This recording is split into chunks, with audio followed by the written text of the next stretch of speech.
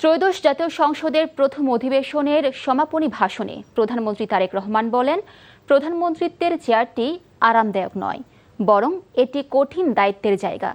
এই চেয়ারে বসলে প্রতিটি মুহূর্তে আগুনের তাপ অনুভব করা হয়। প্রধানমন্ত্রী বলেন, জনগণের কাছে দায়বদ্ধ সরকার দেশের মানুষের সমস্যা সমাধানে কাজ করে যাবে। নিয়ামুল আজিজ সাদিকের রিপোর্ট।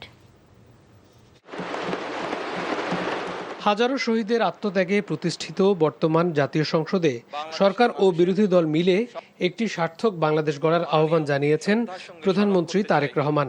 বাংলাদেশ যেন ব্যর্থ না হয়, এজন্য সরকার ও বিরোধী দলের ভূমিকা গুরুত্বপূর্ণ বলে মন্তব্য করেন তিনি।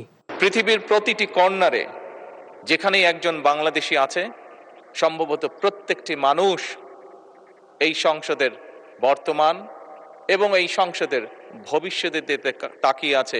আমরা উভয় পক্ষ আসুন, কেউ কাউকে ব্যর্থ করতে চাইব না, কারণ আপনি এবং আমি, আপনারা এবং আমরা মিলেই কিন্তু পূর্ণ সংসদ।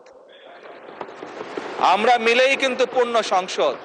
কাজে আপনি ব্যর্থ হলে আমি ব্যর্থ, আমি ব্যর্থ হলে আপনি ব্যর্থ, এই কথাটি আমাদেরকে মনে রাখতে হবে। এবং আমরা যে কোনো একজন ব্যর্থ হলেই বাংলাদেশ ব্যর্থ হয়ে যাবে। আসুন আমরা ডিবেট করব, আমরা বিতর্ক করব, আমরা আলাপ করব, আমরা আলোচনা করব, আমরা বসবো, কথা বলবো, কিন্তু কোনোভাবেই এই সংসদকে ব্যর্থ হতে দেওয়া যাবে না। সমাপনী বক্তব্যে আবেগঘন ভাষায় তারেক রহমান বলেন, প্রধানমন্ত্রীত্বের চেয়ার দূর থেকে আরামদায়ক মনে হলেও সঠিক ও কঠিন সিদ্ধান্ত নেয়ার ক্ষেত্রে সব সময়ে আগুনের তাপ অনুভব করেন তিনি।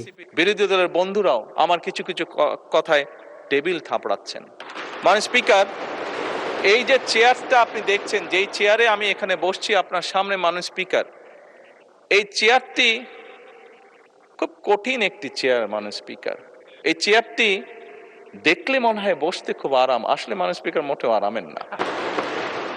এই চেয়ারটিতে বসলে মাননীয় স্পিকার প্রতি মুহূর্তে মনে হয় যে আগুনের তপ্ত হিট আসছে। মাননীয় স্পিকার, হাসার কিছু নেই, আমি যা ফিল করি আমি আপনাদেরকে তাই বলছি,